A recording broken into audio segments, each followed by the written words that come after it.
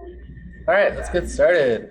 So today we're going to jump into really the practical aspects of implementing these machine learning methods we'll be using. The last class was more about theoretical ideas, which is primarily meant to give you some sort of foundation to compare your practical knowledge to. This is really how you, more details about how you actually operate these networks. So it's in two parts. This first section, we will discuss what is a convolutional neural network. I'll give a simple introduction to that. And then the second set of slides I'll pull up starts to get into actually how you implement them and what they do mechanically. All right, convolutional neural networks. Before we talk about convolutional neural networks, we can quickly introduce neural networks. We've already pretty much learned about them, just they weren't called neural networks when we spoke about them.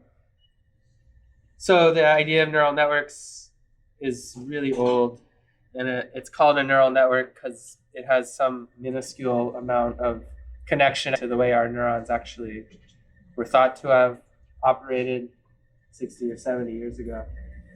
And so in a very almost incorrect diagram of how organisms' neuron might work, there are inputs from axons from other neurons in the body. They are attached to a neuronal cell body via a set of synapses, right? Connections through which electrochemical signals are sent. These synapses carry an associated weight with them, so how well is it attached, so to speak. And if enough inputs send signal to the neuron body, it will activate, and then itself will send a signal down its own axon. So it's a nonlinear operation, the way our neurons work. Not surprisingly, our brains aren't linear computing devices. So this idea of having a set of inputs, a set of weights, an output, and then a nonlinearity is exactly what we've been discussing in terms of extending our linear classification framework, right? Which is some inputs, a linear transformation, a nonlinear function applied to that. And so we can just label these different quantities in this simple diagram of a neuron. And I'm primarily showing you this because if you continue or have learned about machine learning in the past, you will eventually or will have seen diagrams like this. We won't use them in the rest of this course, but it's just to give context as to why convolutional neural networks are called neural networks. So the inputs are scalar values, x0, x1, x2. We represent those as a vector, right, in this class. Each will be multiplied, rather, by a scalar weight, w. That multiplication process of 3x and 3w's is represented by an inner product, right, of those two vectors, x and w. Their resulting sum is the total signal the neuron cell receives from the input axons. There's also a scalar offset b, which we will return to later. The output of the nonlinear function of that total summation, right? So it's some nonlinear function f applied to that scalar value, which is the sum. So f can take a number of forms. In traditional neural networks, f is what's called a sigmoid function, which we've already briefly introduced. But it really, can be anything. Why is that useful in optimization in general? A very simple neural network is diagrammed here. So that was a single neuron. You put those in a network, you're able to connect inputs and outputs in ways where you can draw interesting looking diagrams like this, which again, I think are silly. So I won't use these in the rest of the course. Instead, you just multiply matrices and then you get your resulting output. But here you can see there's many inputs. So these can represent the pixels in our image. Each one of them goes to multiple neuronal bodies, which are intermediate values that will be computed in our matrix vector multiplications at what are called hidden layers. So if you hear that term, that's still used all the time in convolutional neural networks. There's different hidden layers or intermediate layers, and then an output layer. So this term of layers also connects to neurons, let's say in the brain, which occupy certain layers of the brain. And so the simple diagram here has lots of arrows. It's really confusing, but you can see how they all mix together, so to speak. And at each layer, in any diagram like this, you have to assume a nonlinearity is being applied. Let's just consider the mapping of the first layer, input layer, to the hidden layer. So we have some inputs x, 3 inputs, x1, x2, x3. And then we have at the hidden layer, I'm labeling it z. It's a set of values. There's 4 values. Right? And so all these x's map via some weights, w1, multiple weights from the x's to the hidden layer. So here we had 3 x's input to a single neuron, and those each had their own weight, w0 times x0, w1 x1, w2 x2, to yield a resulting summation at this single neuron cell body. Now we have 4 in our hidden layer. So go ahead and take a minute and try to write down a matrix vector expression that connects the input layer to the hidden layer. You'll start with 3 x's represented as a vector. That's your input, just like what we've been doing, right? We input that, like on our homework. That's one of your MNIST images summarized as symmetry, intensity, and then a scalar value, x1 being 1. So then what's next? Multiply by another vector with the same amount of weight. So 3 values. And then a transpose vector. So that will have to have 3 values, right? I'll do that a little short. And I will call that W1, W2, W3. And that'll equal something, right? So that's an inner product, so I'll get a single value out of that, Z1. But here I have 4 Z's. So what else do I need to add to this picture? 4 rows, 3 column matrix. Our output is 4 values, each one being one of the intermediate values in the hidden layer. And then the matrix connecting them is a 4x3 weight matrix, W. 12 weights, which we would need to optimize for. And remember, don't forget, we need to add a nonlinearity here. So this could be a ReLU, it could be a sigmoid, it could be a tan H, and just naming some of the popular ones. Really up to you. And honestly, it generally doesn't matter too much until you start getting into really large neural networks. For this simple, fully connected neural network, which is a single layer here, you really could pick any nonlinearity that's reasonable, and you would get almost very similar performance. Okay, so that's not the full picture though, right? We just got to the intermediate layer. So now let's try to write out the full chain from the input X to the output Y. We have a 3x4, and then we somehow need to get down to the outputs, right? So what should I add? Well, I'll add a nonlinearity. And what should I add to this expression to get all the way to the Y's, the 2 output Y's? 4 by 2. 2 rows, 4 columns, right? We want to make sure that the number of rows matches our output. So we have 2 rows, 4 columns. Why 4 columns? Well, it has to match the number of rows in this one, right? That's just how matrix multiplications work. And so then we get our Y1, Y2. And of course, a nonlinearity. Can't forget that. Every time you do a weight multiply, you have to add a nonlinearity in standard definitions of neural networks. Okay, so that's our full picture. So we have, in this diagram, 12 plus 8 is 20 weights that we need to optimize. It's a lot for just such a simple little 3 inputs and 2 outputs. But that's okay. Computers are good at that. There's no reason to stop at 1 hidden layer. Here I'm showing 2 hidden layers. They don't have to be. One can be 4, the other one can be 7. So that's what's interesting about neural networks is you have a lot of design choices as an engineer.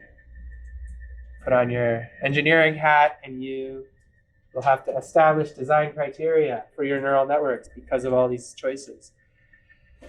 Why should one hidden layer be larger than the other or vice versa? No one really knows, honestly. People might have different reasons or motivations, but it's all heuristic. It's simply a matter of optimizing how much time and memory is required for computing these things versus how much complexity you want to introduce in terms of this capacity of your neural network that we talked about last class, which can cause overfitting versus underfitting.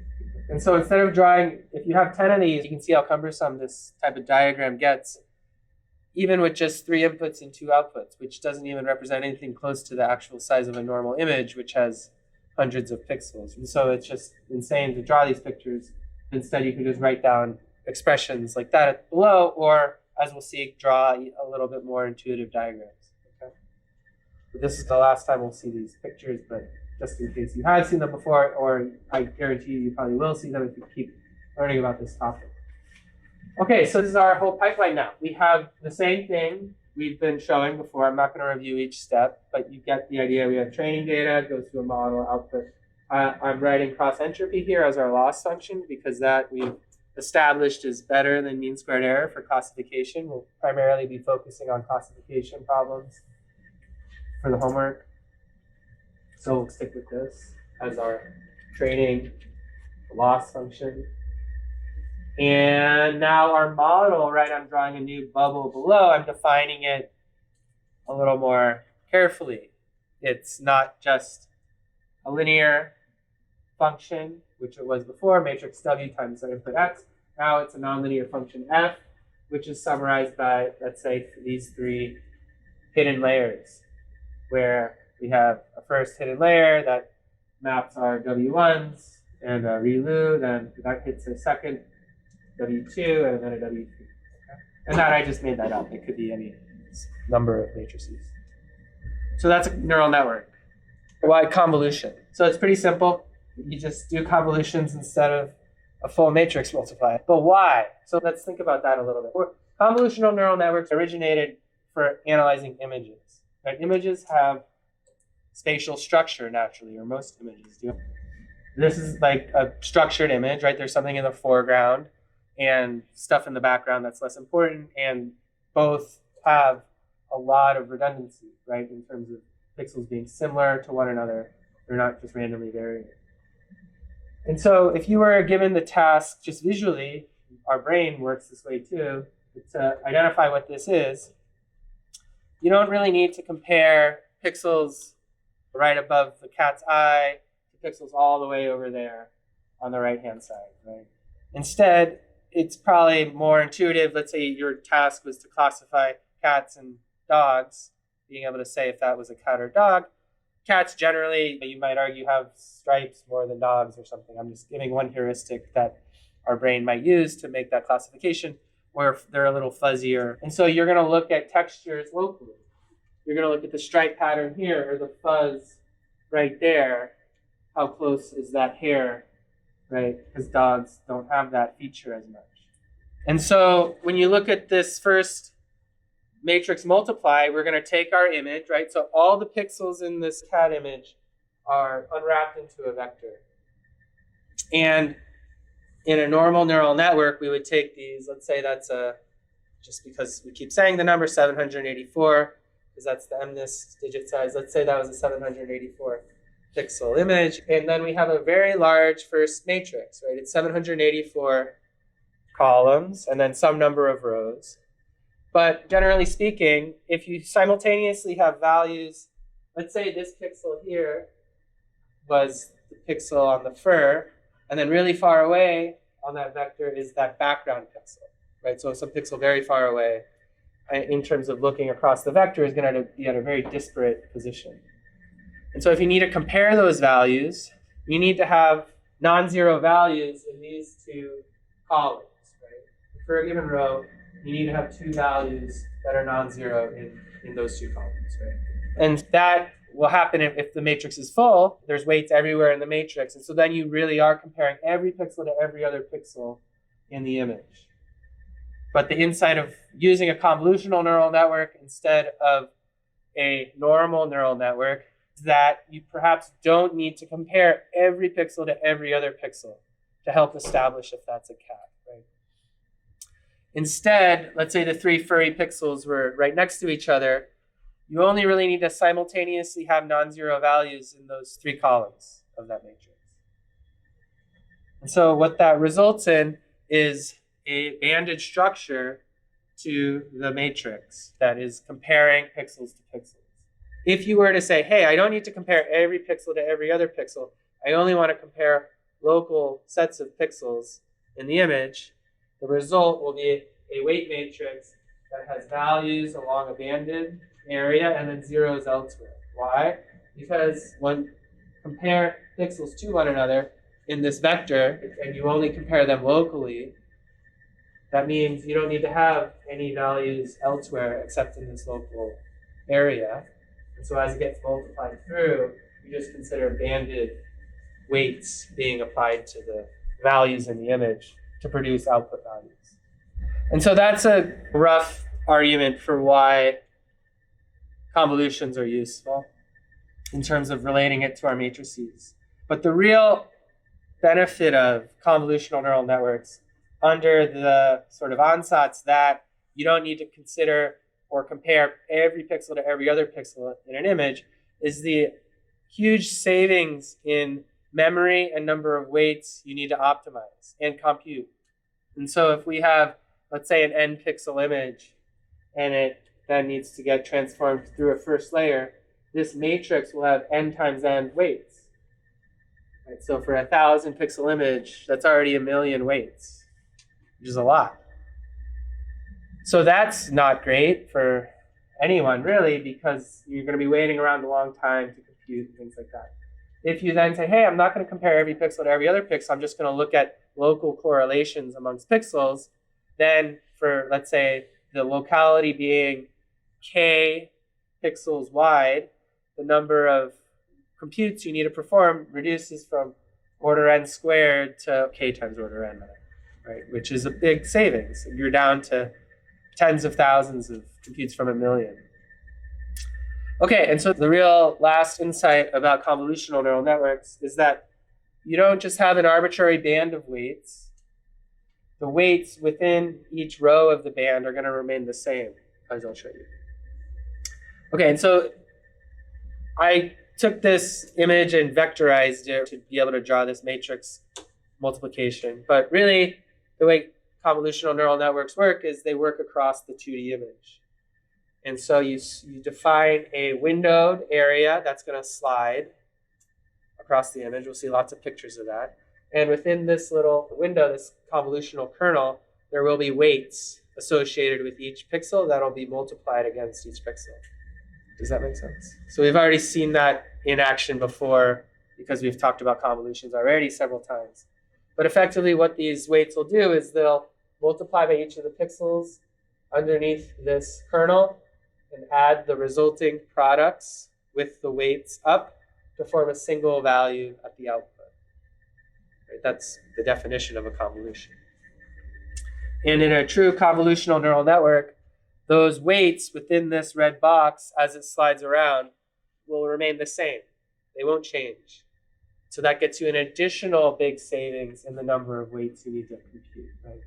So instead of having new weights at each position, which is what's represented by that banded matrix there, you instead have a banded Toeplitz matrix, meaning that each row in the matrix repeats itself.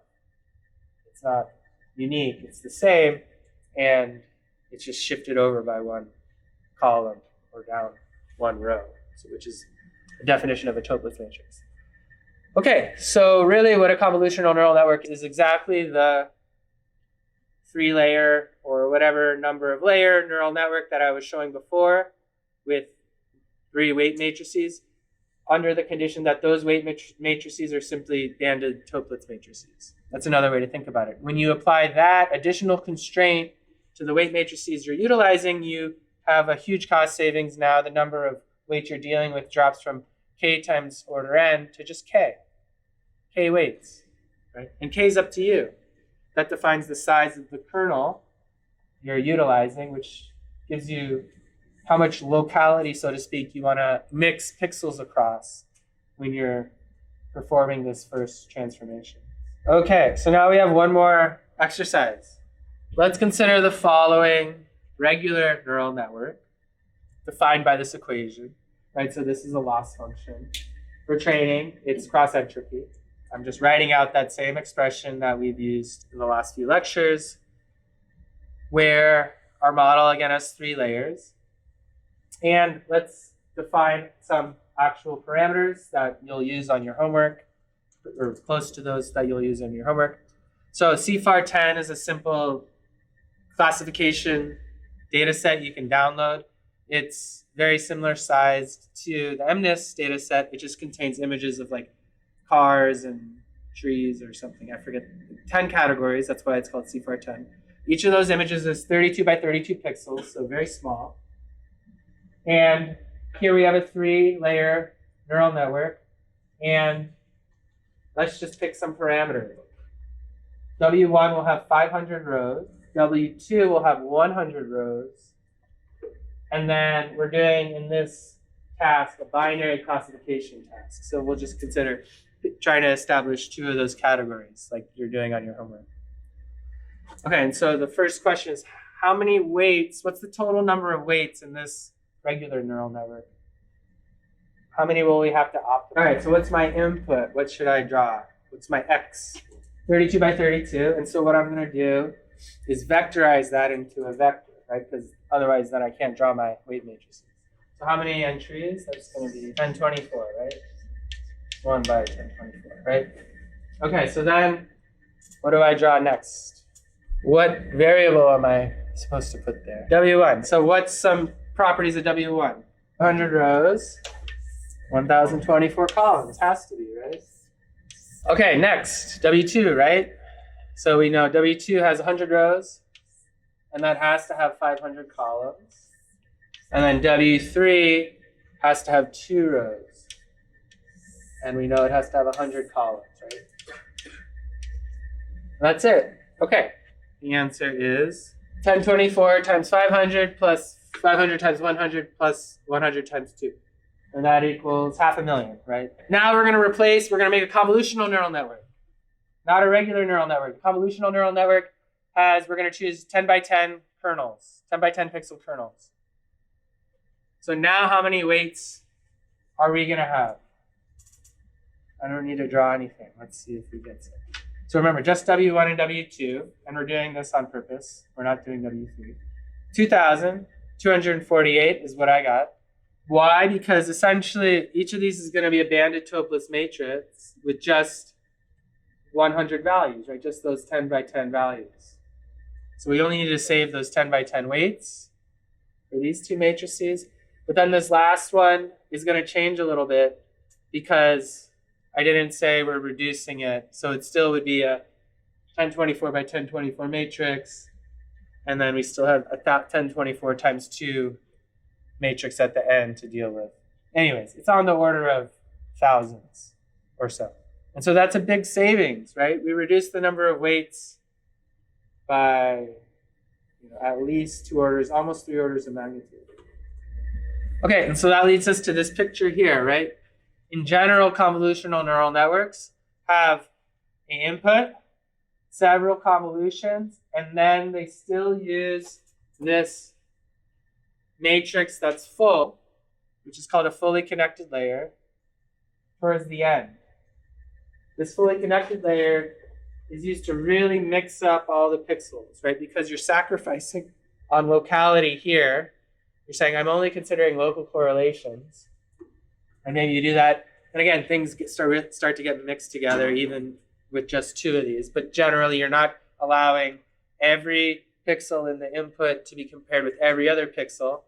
And so at the very end, where you're able to have a smaller matrix, you then allow it to have all the possible weights. It's going to be a full matrix with a nonlinearity of that.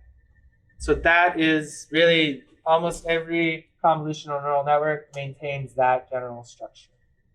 Still has at least one layer at the end that mixes everything together. We can define that and then pass values through it But the hard part, which we'll start talking about next lecture, is how do we perform gradient descent on these weights? It seemed pretty accessible. We could take this loss function and compute its gradient by hand to figure out how to update the weights here. To update weights over here, we're going to have to somehow pass gradients through these nonlinearities and these other variables to begin to access these weight variables here. So it's not so intuitive how gradient descent is executed. It's actually quite tricky. We'll start talking about that, and we'll spend a whole lecture discussing the details of that in a week or two. All right, and so this leads us, and all these are just whatever diagrammatic pictures that we'll return to in a second, to diagrams like this. We'll start working more with pictures like this, where we're not just drawing vectors anymore. We're going to draw two-dimensional images. They're going to pass through these three-dimensional matrices. I'll describe why they're three-dimensional in just a second. And then we'll use terminology like conv to define it as a convolutional layer. We'll define the nonlinearity. P we'll define in a second. And then the last layer you'll see is a FC layer. That stands for fully connected. So that means it's one of these matrices over here that has all the weights in it. Just like that picture of the neurons and the hidden layer, they're all connected with arrows, which means it's fully connected. And that gives you your output. Okay, so that's a three-layer convolutional neural networks, a very early one here, which was made lightweight. AlexNet was one of the earliest convolutional neural networks. And then they made it lightweight to run in a browser. It looks something like this. So it's a 7-layer neural network. I could tell that quickly because I added up the number of times I saw conv, and then I added the one fully connected, so that equals 7. I'll explain why there's multiple rows in this picture in a second. It's an added layer of complexity that we'll get into whatever for the remainder of this class probably. But just considering one row, essentially what's happening here is there's a image of a car, probably has whatever, 500 by 500 pixels, something like that. It's being convolved with something to yield this little image here. So the convolution being applied by some set of weights is producing this inset. The nonlinearity takes this inset, and it's represented on an unknown color scale bar. But you can tell by looking at this image here that some of these values are negative, right? Because the ReLU operation takes any negative value, sets it to 0. So a lot of the pixels representing this car become black due to that.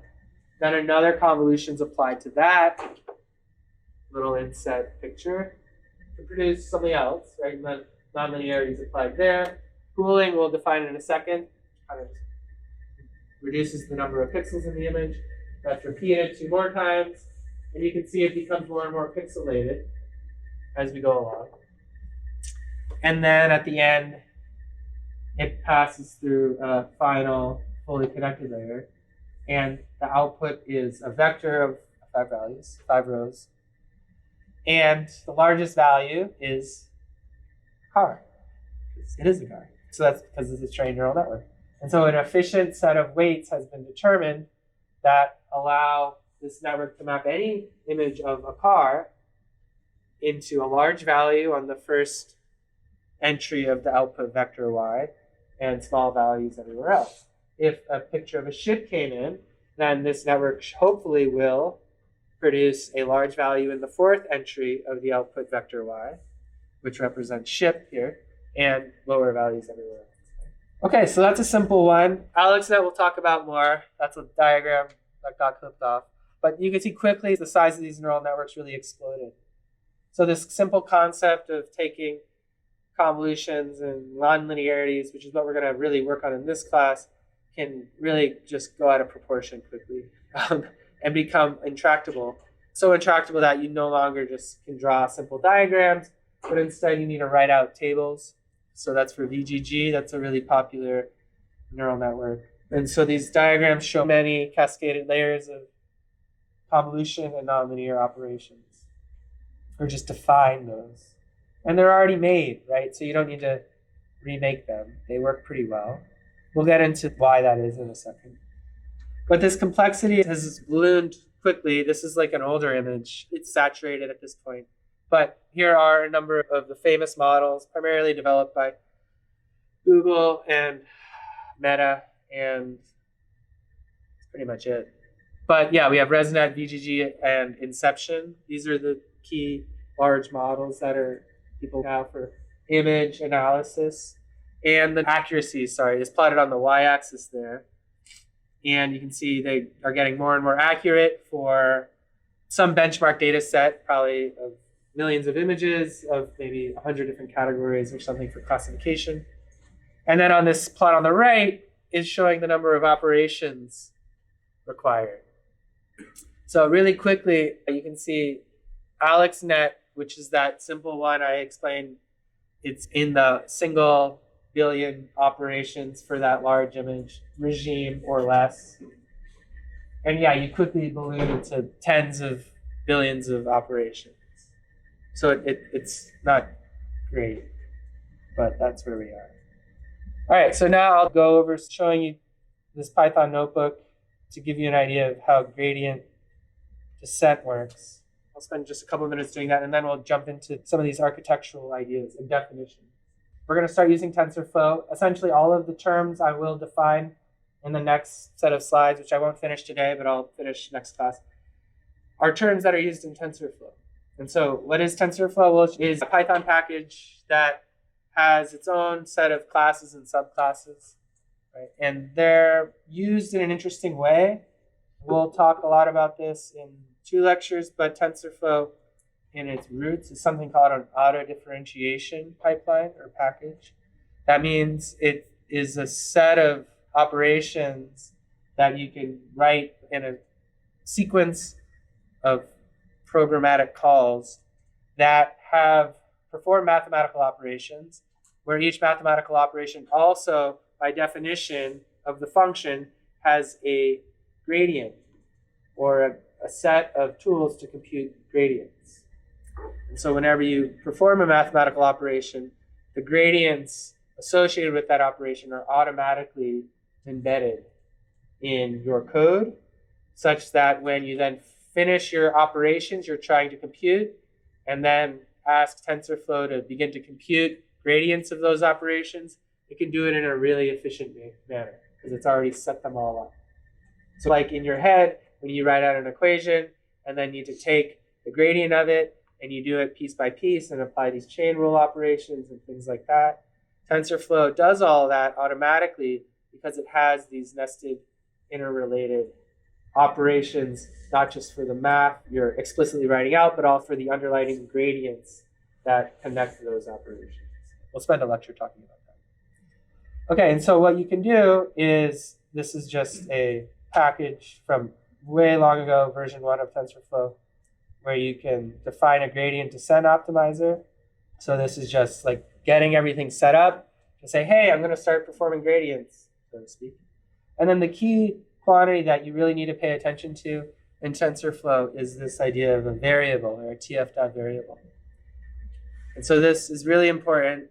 Basically, when you write your TensorFlow code, just like when we are doing our homework, we have inputs, x, those are our images. We have labels, y, those are what we're trying to figure out. Those are constants, right? We downloaded those. You shouldn't change them.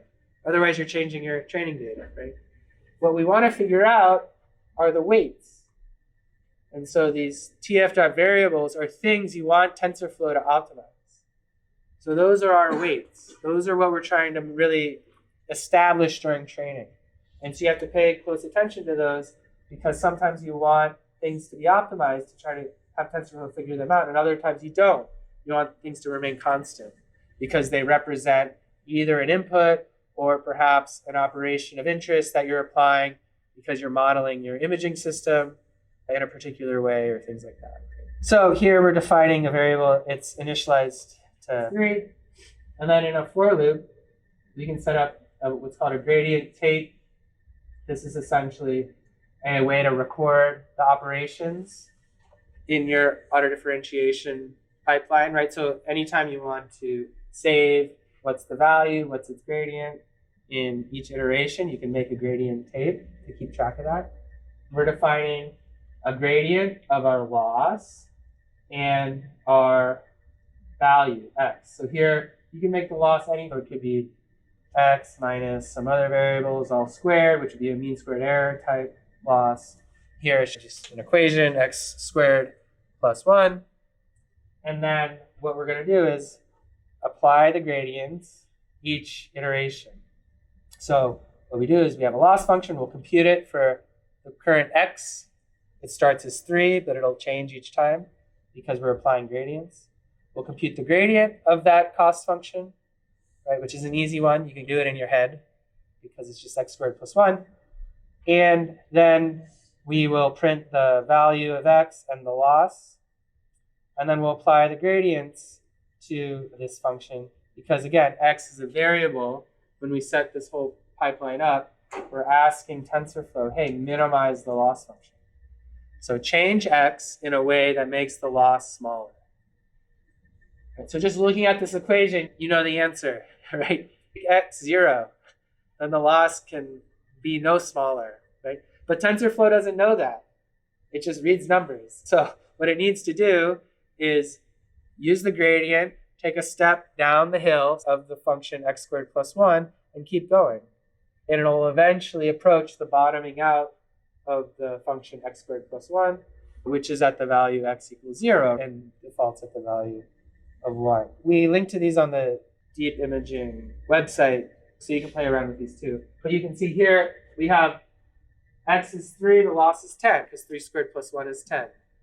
We compute the gradient and we apply it. What's happened here is we've reduced the value of x to reduce the loss function. TensorFlow has chosen to reduce it to the value 1.8.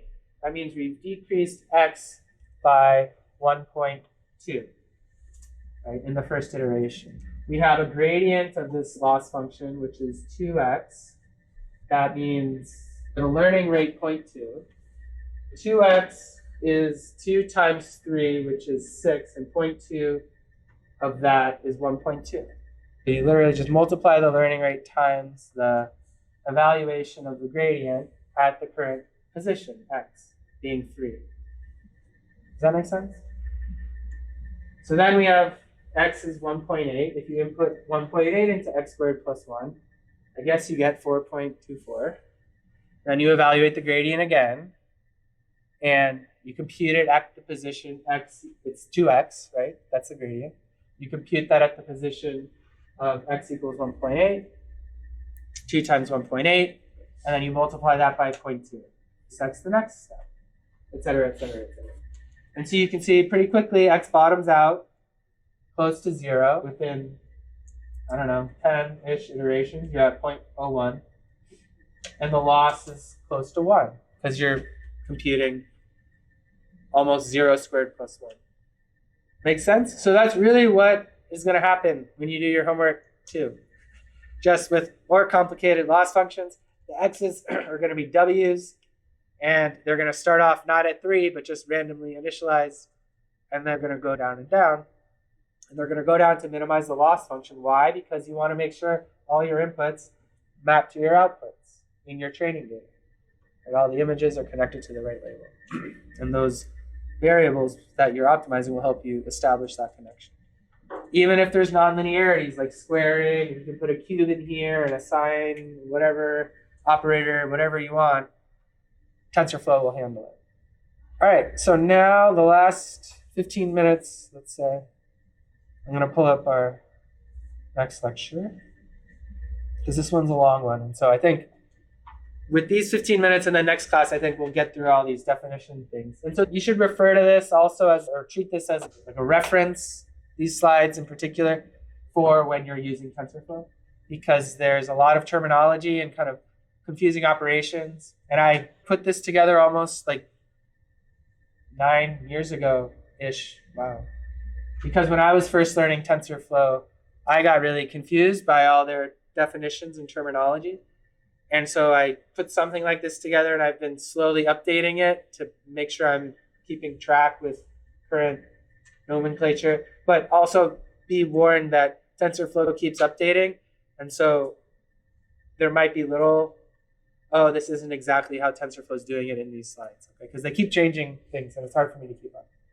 All right, but here are the general terms. So I'm splitting the terms and the ideas that you need to think about when you create a convolutional neural network into two categories. One is the architectural decisions you'll have to make about your network. So these are things you will say, this is what I want it to do. And before it does anything, you're setting up the function f. Then on the right are the loss function and optimization choices. Those are parameters you will need to decide on that establishes what happens when you press enter. So those are like, hey, how does the gradient descent occur, and how am I going to make sure it's efficient and going to the best local minima possible? Because you certainly won't get to the global minimum. And then there's some other specifics that we'll cover. Okay, but let's first talk about the convolution part. We've been abstractly defining this so far, but in TensorFlow has a particular way of doing convolutions. Remember from a number of lectures ago, we said TensorFlow's convolutions start with the convolution kernel already fully overlapping with the image. It doesn't start it off to the side with padding. It starts right here. And so the first value on your output is going to be, in this example, W1 times X1 plus W2 times X2 plus W3 times X3 without any zeros, right? If you have, let's say, a 7x7 image here, and you slide just one pixel at a time, you'll only be able to slide over 5 spots. Right? You can visually see that. Then you'll start going off the grid. And so if you have a 7x7 image with 3x3 convolution kernel in TensorFlow, or generally often when people talk about TensorFlow terms, they generally refer to it as a filter. So if you hear that, I'm using those terms synonymously, kernel and filter. Okay, so a 3x3 filter yields a 5x5 output. You can go jump every 2 rows or every 2 columns. That's called a stride equals 2 convolution. And so if you take a stride 2, then you'll do this position, jump over 2, this position, jump over 2, this position, you're done, right? You're at the end of the image. And so a stride 2 convolution yields, in this example, a 3x3 output, right? Because there's only 3 spots you can go to horizontally and vertically, 9 total positions, right? And so the input in TensorFlow maps to an output that's generally not the same size, and the size generally reduces from input to output. How much does it reduce? That depends. It depends on the size of the kernel and the stride you select. And so those two things are summarized by this equation, where the output matrix has a width W. It's equal to the input image size N minus the filter size F divided by the stride plus 1. Okay, so when in doubt, just use that formula and it works. What happens if you say, hey, I want to use stride 3? You can't. TensorFlow will give you an error because it doesn't yield integer when you compute this equation. So you can't choose any combination you want, unfortunately. There's ways to deal with that, but just be aware. Sometimes you'll get an error if you're playing around with these variables, and then it's often this cause. If it tells you exactly where that error is in your cascaded neural network, more often than not, you're choosing some stride or filter size that isn't compatible. So if you really want to do a stride 3 convolution with a 7x7 matrix and a 3x3 kernel, you can pad your input. So that's just adding zeros. Please note that padding does impact things in your convolutional neural network. You start mixing 0 values in with image pixels on the border, which isn't great. So when you can, you should probably avoid it. But if you really need to use it, you can use it. Okay, so when you pad, the 7x7 becomes 9x9, and then this integer works out, right? 9 minus 3 divided by 3 is an integer value. In convolutional neural networks, you need to now take everything we've been talking about and extend it one more dimension. So we've been talking about 2 by 2 matrices. Now we're going to draw boxes. Okay? We're going to return to this next class because this is important, and I think everyone gets confused by this. I'm going to introduce it this class, and we'll try and talk in detail about it next class. Why do we need to consider cubes of numbers? A simple reason is that, this is not the main reason, but a simple reason is that images are color, right? They have color channels.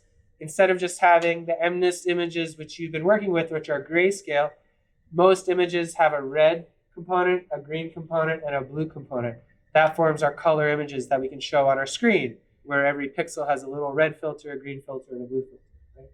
We can automatically say, hey, we want to make a convolutional neural network for color images, and then we're presented with this challenge of needing to handle that third dimension. To handle that third dimension, we can make our convolution filters a cube. They're no longer just a 2 by 2 matrix of values, right? It's a 3-dimensional cube of numbers. That 3-dimensional cube of numbers, each location in that cube will have a weight, right? So in this example, I have a 5 by 5 spatial filter and then 3 channels. I will have 75 total weights, 5 for each color channel. I will do the exact same mathematical operations. I'll take those 75 weights and multiply them by the 75 values in the overlapping position in my, let's say, 64 by 64 by 3 channel image. All right? And all of those 75 values I will add up in this example to form a single scalar value. And that single scalar value is the output of this 3-dimensional convolution for that particular position. The multiply and add part just extends into the 3rd dimension. This is where it gets confusing, because really all convolutional neural networks don't just have this simple picture. Almost all of them. I can't think of one, really. I guess you could try hard to make one. And this connects to that picture before of the car, and there were multiple rows. Why were there multiple car images? Because in a conventional, modern convolutional neural network, at each layer, you optimize for multiple convolution kernels, not just one. Okay, and this is important. We'll talk about this again next class. But here in this picture, let's say I had a first convolution filter. Let's call it B. WB, weights for B. B is blue. So that's 75 unknown weights associated with this blue box. We're going to optimize these. All of these are going to multiply by my input image at different positions and map to an array of values here, this gray matrix. I will then have a second set of weights, W underscore G, 75 new variables for green weights.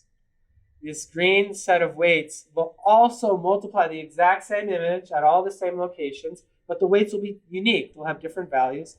All of those multiplications and summations will yield a second matrix, the yellow matrix. So that's a second channel. Generally, it extends to lots of channels. So here, I'm drawing 6. This would be something reasonable to pick for your first layer in your convolutional neural network. So you have an input image, 64 by 64 by 3. You'll then say, hey, TensorFlow, my next layer, I'm using a 5 by 5 spatial convolution filter, and the stride's going to be 1. So I know the output's going to be 60 by 60 because of the n minus f over stride plus 1 equation. And then, this is just a design decision, you have to say, I want 6 channels on my first layer, or 10, or 2. Right, that's really up to you. Generally, the number of channels that you should pick should align with what other people have already selected for good architectures. You can go ahead and explore and try different things, but you might as well just pick what works, right? Because you're not going to get any brownie points for picking something unique if it doesn't work well. Nor will you find anything that works better and what everyone uses, because that's why everyone uses it, because it works better. So you might as well just adopt what works. You can repeat this process. So after the first layer, you've created 6 channels. Generally, as you cascade and go along your way in your convolutional neural network, you'll continually add channels. The number of channels will slowly increase. And the spatial dimension, the spatial size of your images, your data cubes, rather, at this point, will decrease. And so the numbers in arrays at different layers in your convolutional neural network will start off like large, flat hamburgers and elongate into long hot dogs. That's just what works. Okay. So again, here is just showing an arbitrarily, I just made these numbers up, right? Where these 2 layers both have 5 by 5 filters in space, and from 3 color channels to 6 to 10, et cetera, et cetera. We'll return to this next class. But I hope that starts you thinking. That's the main kind of conceptual leap you have to make with convolutional neural networks that is a bit new, is this addition of channels.